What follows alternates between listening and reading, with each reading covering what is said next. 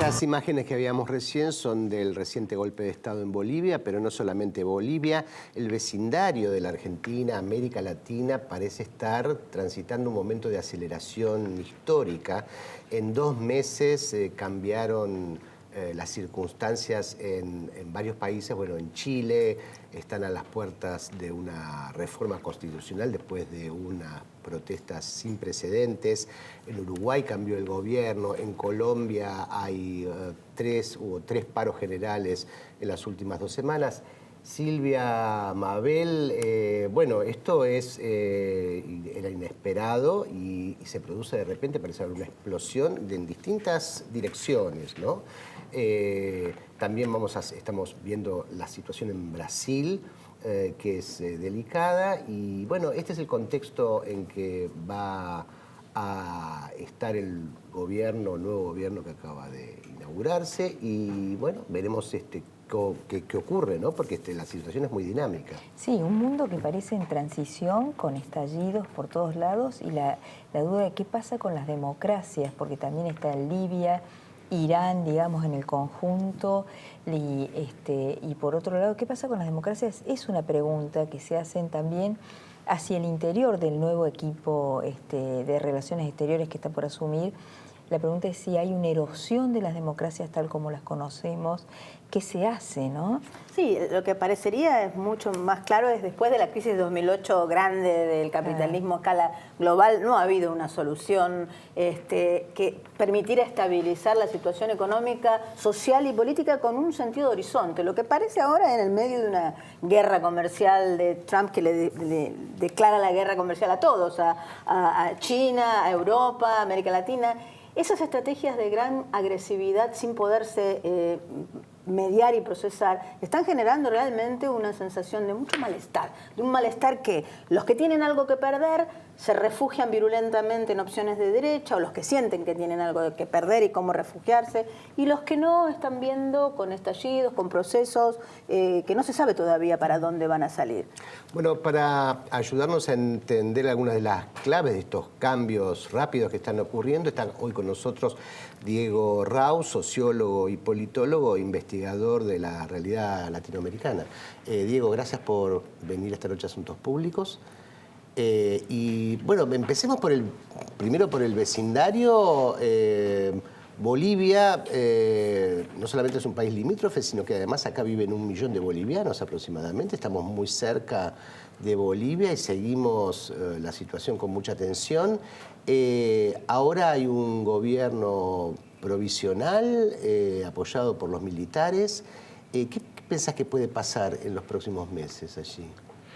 Hola, bueno, pues gracias por la invitación. Bueno, yo creo que esto que hablan del vecindario, ¿no? del país es cierto, ¿no? Hay un denominador común que es un una emergencia. Geográfico, digamos. Claro, sí. una emergencia de una protesta social muy fuerte en varios países, que yo creo que tiene un denominador común, ¿sí? Pero también tiene sus particularidades, no se puede igualar a todo, ¿no? En el caso de Bolivia, hablaba con Mabel, he estado en Bolivia en los últimos tiempos un par de veces y me llamaba la atención lo que nosotros veíamos de acá como un régimen consolidado, un gobierno consolidado, una situación económica prolija, ni ortodoxa ni heterodoxa, ¿sí? Y una situación social bastante importante en términos de las políticas de Evo Morales que Evo Morales había realizado, y sin embargo yo veía que había algo en el fondo que no gustaba mucho, y de alguna manera yo creo que la situación de Bolivia la resumió excelentemente Lula cuando salió de la cárcel y dijo: mi amigo Evo se equivocó en buscar el cuarto mandato. Que no era buscar el cuarto mandato. Él el cuarto mandato lo trató de buscar de dos formas. Primero, con una reforma constitucional, y segundo, con un referéndum que en el 21 de febrero de 2016 lo perdió, ¿sí? Y ese fue el caballito de batalla de la oposición, de ahí en más, de ahí en más. Yo recuerdo en muchos edificios de Bolivia, incluso las universidades públicas, grandes cartelones colgados permanentemente que decía respeto al 21F. ¿Sí? ¿Qué pasó, creo yo?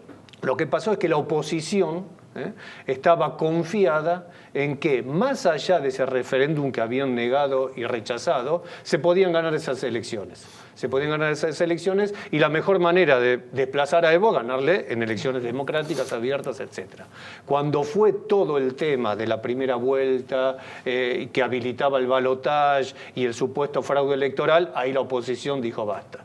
Porque ahí sí podemos perder las elecciones, y aceptamos las elecciones a pesar del referéndum que rechazamos, del referéndum que el gobierno no respetó, aceptamos las elecciones, pero si ya las perdemos, y ahí operó muy fuertemente, como sabemos, en 2 semanas se lo llevaron a Evo Morales, lo que parecía un régimen estable, ¿no? Está toda la discusión que tenemos, ¿no? Es decir, y si hay algo que está muy presente en Bolivia es la idea del MAS, de que, y que coincidía la oposición y el MAS, en que sin Evo la situación era difícil. Sin Evo no podían ganar, y sin Evo no podían ganar, y con Evo no podía ganar la oposición. Bueno, la figura de un liderazgo carismático, cómo se establece un sistema de transformación que tenga continuidad.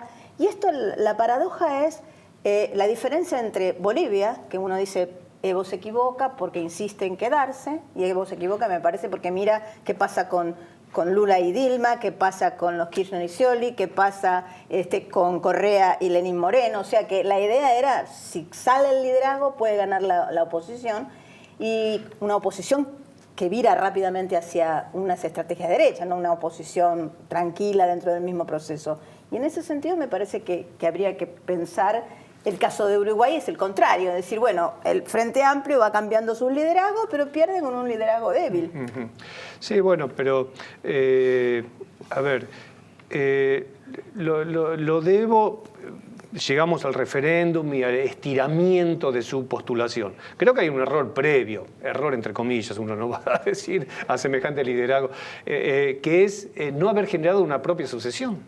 No haber generado una propia sucesión. Hay un punto que la politología, con todos sus análisis, nunca toca porque parece obvio, pero creo que no es tan obvio, que es el cansancio de las sociedades con sus líderes. Más allá que se funcionen bien, que la cosa sea prolija, que la cosa económicamente y socialmente esté bien, llega un momento que la sociedad, o parte de los sectores sociales, se cansa con los líderes. Por otra parte, los liderazgos eternos, es cierto que satelitalmente pueden generar cuestiones complicadas, digo, de corrupción, de negociados, total, estamos asegurados en el gobierno, ¿no? Claro. Entonces yo creo que uno de los problemas que tuvo el Bolivia es no haber en algún momento el MAS, que es un proceso, como Evo Morales decía, no haber empezado a generar su sucesión, ¿no? Eso por un lado. Y por el otro lado, yo creo que lo de Uruguay, más allá del cambio, ¿no?, de un gobierno de centro-izquierda, un gobierno de derecha, más liberal, etcétera, yo creo que eso estabiliza la política uruguaya. Cuando vos tenés una tradición política institucionalista como la tiene Uruguay, y la tuvo Chile hasta antes del golpe, ¿sí?, es decir, los cambios políticos se estabilizan. En vez de romper, estabilizan, ¿sí? En Uruguay, este cambio que fue por mínimos porcentajes, sin embargo va a estabilizar la política uruguaya. El Frente Amplio no se va a sentir un derrotado, sus políticas no van a ser vueltas atrás, ¿sí? Tampoco son de grandes transformaciones, porque Uruguay no la necesitaba, como sí Bolivia, ¿sí? Y en cambio, quienes estaban ya un poco cansados del Frente Amplio y su hegemonía, etcétera, van a... Entonces se estabiliza la política, no es traumático en sí mismo, ¿sí? En términos institucionales y en términos democráticos en última instancia, ¿sí? Una de las pruebas está que este emergente que tenía la política uruguaya, este general retirado que apareció con declaraciones bastante polémicas, sin embargo el mismo partido ganador, el mismo Lacalle, está tratando de ralearlo, de sacarle un poco de escenario, a pesar que tiene 2 senadores y algunos diputados, porque sabe que eso sí desestabiliza, ¿sí? Eso sí, y no es necesario. Así que creo que son dos procesos de cambio, pero en uno es inestable y en otro no. Y también tiene que ver, como bien decías vos, qué profundidad hay en los cambios, ¿no? Porque realmente los cambios que hubo que producir en la sociedad boliviana fueron muy grandes, mucho más profundos, ¿no? De lo que... Por eso ahora la reacción es tan violenta. Claro, la reacción Por es eso muy la reacción es violenta. tan... De alguna manera, una analogía muy... Es lo que pasó en algún momento con el peronismo en el 55. Claro. Hizo transformaciones profundas, entonces la primera reacción fue violenta, fusilamiento, de tratar de quitar derechos sociales, laborales, etcétera. ¿Por qué? Porque está esa cosa de que venimos de una transformación muy fuerte. La reacción ahora en Bolivia es muy violenta. Sí, es muy violenta. Es muy violenta. Es un golpe, ¿no? ¿Y hacia dónde crees que puede llegar a evolucionar lo de Bolivia? ¿Cómo estás viendo la película? Yo creo, obviamente, es difícil hacer en esto ningún tipo... Escenarios prospectivos sí, pero no futurología. Sí. Yo creo que la oposición, esa cosa es Son una las melange. oposiciones, Sí, oposiciones tienen muy varios claras. componentes. Ha tenido un primer gran triunfo, que es haber logrado, el más difícil, ¿no? Haber logrado sacar a Evo Morales de la cancha, o sea, exiliado, ni siquiera de la política, ¿no? Porque Evo Morales podría estar y llama a nuevas elecciones, no. Está fuera y el MAS reconoció que ya no puede ser candidato. Eso es un triunfo Además inapelable. firmó un acuerdo para las nuevas elecciones, o sea, gente de su propio partido. Claro, ahora su habilidad tiene que ver con cómo ese triunfo lo amalgama y lo estabiliza. ¿Qué quiere decir? Si deja progresar a Camacho o emergentes como Camacho o expresiones políticas como Camacho, eso puede estallar en cualquier momento. O la propia presidenta provisional. Es provisional, no tiene prácticamente poder, pero bueno, está ahí. Pero si deja que este nuevo escenario político sea empezado a dominar por lo que representa Camacho, ni siquiera Camacho, lo que representa Camacho, creo que va a haber mucha violencia en Bolivia en los próximos tiempos. Ahora, ¿vos no ves un giro en la política económica, en la economía, hacia la centro-derecha, después en Bolivia y en Uruguay, a consecuencia de estos cambios políticos?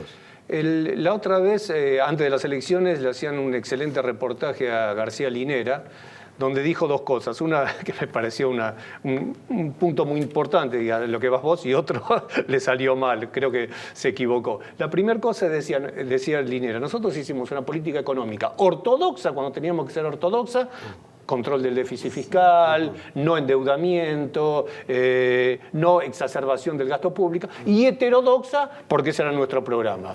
Con la renta, la nacionalización de la comercialización de los hidrocarburos, el bono Juanito Pintos, el fondo para las jubilaciones, el impuesto a los hidrocarburos que permitía, de acuerdo a lo que daba, año a año, de acuerdo a lo que daba, se repartía entre universidades, la salud pública, los jubilados. Si el año que viene daba menos, repartíamos menos. Eso es ortodoxia económica. Sí. Entonces, una estabilidad económica Una estabilidad enorme. económica, y con el precio, el aumento de las commodities, le dio un superávit. ¿Sí? Entonces, no es que Evo Morales o la política de Bolivia económica tuvo un giro muy, muy radical hacia la izquierda, si expropiación. Tuvo eso, ortodoxia y heterodoxia. Ahora bien, gane quien gane ahora, yo creo que en esto de la estabilidad lo mejor que puede hacer Bolivia, lo mejor que puede hacer la oposición es confluir en torno a Mesa, que es la única, no es un gran liderazgo, pero por lo menos concentra lo moderado de la oposición. Yo creo que va a haber una reacción fuerte, no en términos de política económica, sí en términos de la distribución social de la política económica, ¿no? Eso es lo más grave, ¿no? Volver para atrás la redistribución, que es lo que están... En eso sí. ¿Y en Uruguay no ves cambios económicos? El Frente Amplio, creo que no soy experto en eso, pero el Frente Amplio no tuvo una política económica. La economía uruguaya estructuralmente no es muy heterogénea, no hay muchos lugares donde tocar, ¿no? El turismo, la agropecuaria, hay ahora algunas instalaciones de automóviles del Mercosur, etcétera, pero no es para hacer grandes juegos, ¿no? Bueno. Posiblemente haya un poco más de apertura, un poquito más de tratar de volver, que Astori había tratado de ir a los tratados de libre comercio, y el Frente le dijo, no, paremos un poco. A lo mejor ahora con la calle se explora de nuevo eso, pero significaría romper con el Mercosur, y creo que no hay condiciones. Bueno, pero en el Mercosur también está Bolsonaro, que quiere justamente una apertura y una alianza muy clara con Estados Unidos. Sí, bueno, sí. Vamos a ver, en Chile es el otro caso explosivo de la región y que también nos concierne mucho, pero de eso vamos a hablar en el bloque que hoy viene. Ya volvemos.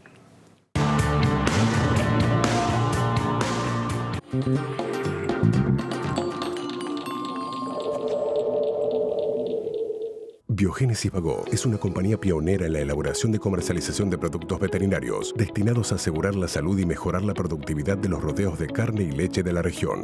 Todo el conocimiento, la experiencia y la tecnología al servicio del productor. Biogénesis Bagó, la evolución de la salud animal. Dow Semillas evolucionó y ahora es Brevant.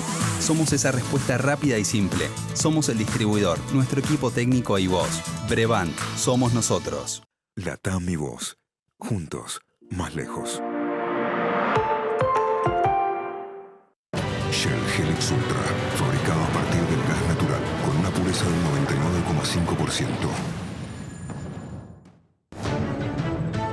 A veces para ganar, más vale jugarla de callado. Bueno, estamos transmitiendo en vivo en el Caballo de Madera por entrada a Troya. Que un like no cambie tu historia. Os de Neo, seguí tu plan.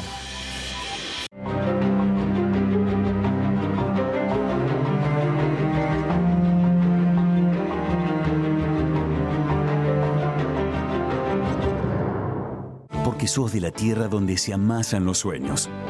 Sueños del granero del mundo. Un granero del mejor trigo. Trigo que cuidan estas manos sabias. Manos que trabajan nuestros campos. Campos que tienen la mejor tierra. Tierra que nutrimos con urea. Somos de la tierra del alimento. Y en ese origen está todo. Profértil. Vida. Para nuestra tierra.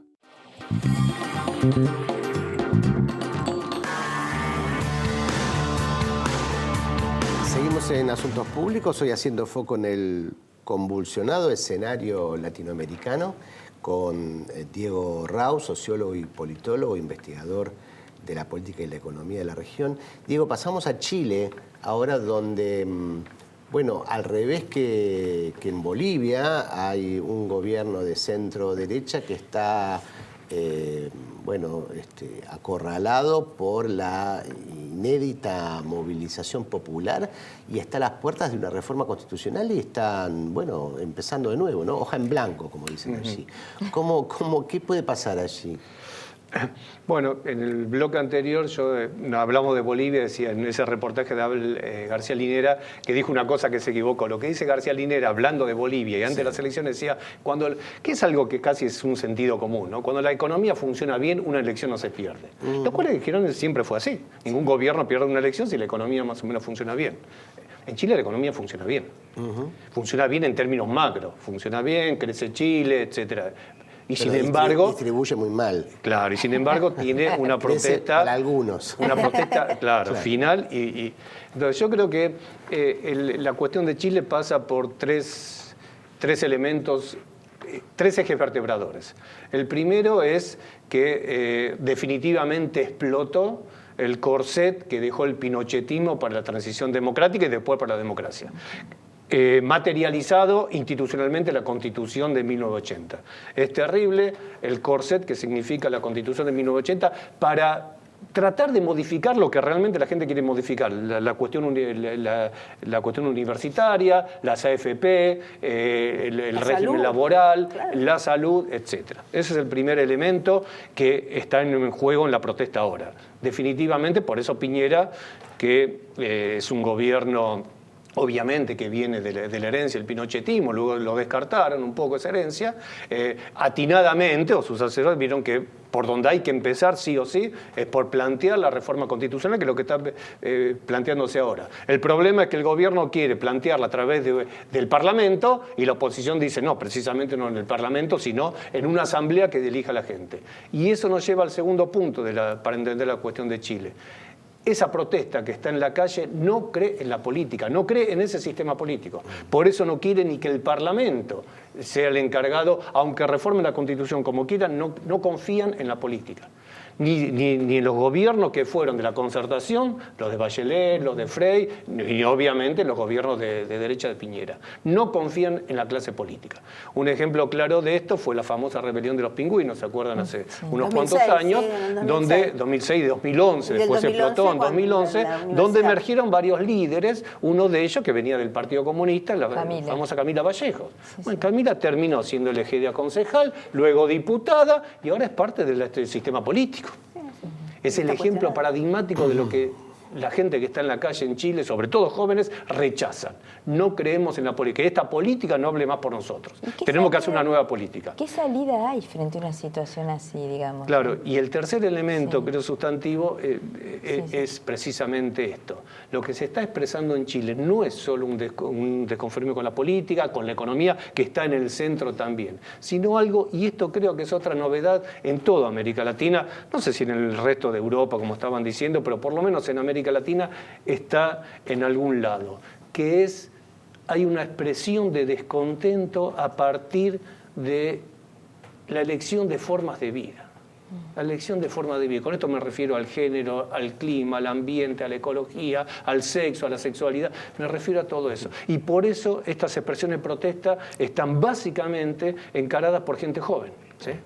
Donde la política institucional no está preparada para dar cuenta de esa cuestión. Así atendemos, bueno, si el aborto, pero no está preparada estructuralmente, como sí lo estaba para la economía. Ahora, ¿cómo se procesa políticamente un movimiento que no tiene líderes, o sea, donde no hay interlocutores, donde hay protestas durante 40 días, a las 3 de la tarde en el centro de Santiago ponen barricadas, incendian edificios y nadie dirige? ¿Con quién se dialoga? ¿Cómo se procesa eso? Es que ese es el problema. Esto que yo decía hay una expresión de descontento que tiene que ver con las expectativas que tenemos y que este sistema no nos da, no produce identidades colectivas. Claro. La protesta social generalmente se desarrolla a partir de identidades colectivas. En la época de pleno auge, las clases, los sindicatos, etc. Luego pasamos a los movimientos sociales, las organizaciones del sector civil. Hoy en día no hay identidades colectivas. ¿Por qué? Porque el disconformismo emerge de situaciones individuales. Yo no me gusta esta cuestión respecto a la ecología, a los derechos humanos, a la diversidad sexual, etc.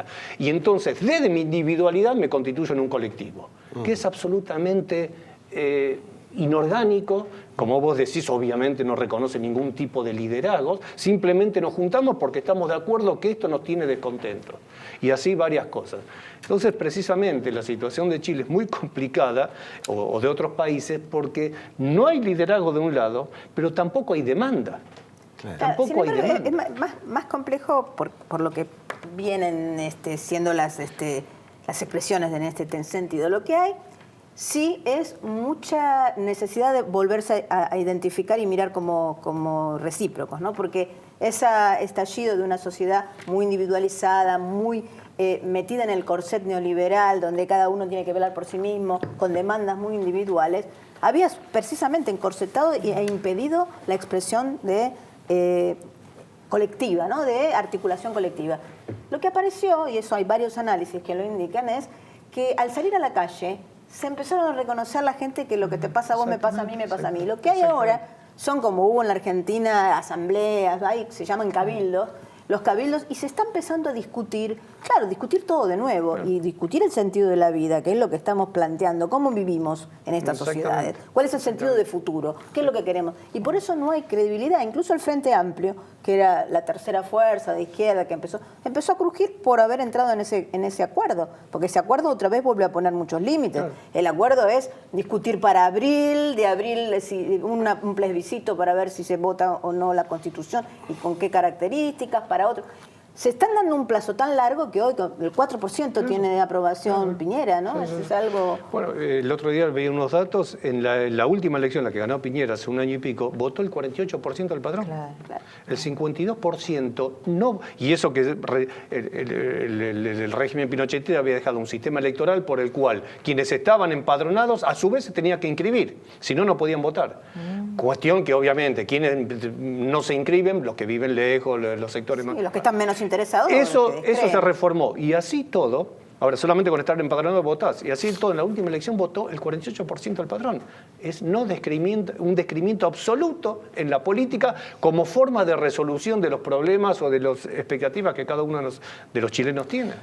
Bueno, saliendo a la calle han logrado resultados más rápidos, parece, ¿no? O sea, hicieron otra práctica, ¿no? El tema es que uno podría pensar que va a haber se va a canalizar, como pasó, digamos, en el 2001 en la Argentina, donde, bueno, rápidamente se institucionalizaron ciertos movimientos y aparecieron interlocutores, fuerzas.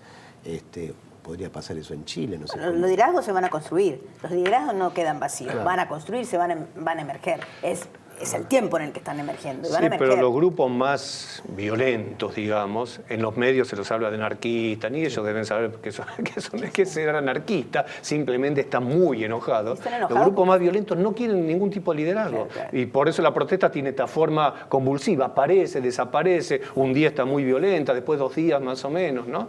Entonces es cierto que es muy difícil porque no hay interlocución entre la política, es decir, la política institucional, y una reforma constitucional empezaría a solucionar esto y a canalizar el conflicto y dejaría un poco marginados el conflicto más violento. Para discutir, pero tienen que discutir en serio, ¿no? Tienen que discutir ser socialmente en serio completo, ¿no? Y reformar absolutamente todo lo que es reformable. Bueno, por lo menos la conclusión que sacamos es que algunas instituciones muy vilipendiadas en la Argentina, como movimientos sociales y sindicatos, han probado ser, en este contexto, en comparación, ¿no?, con Chile, bastante efectivas en organizar, canalizar la protesta social.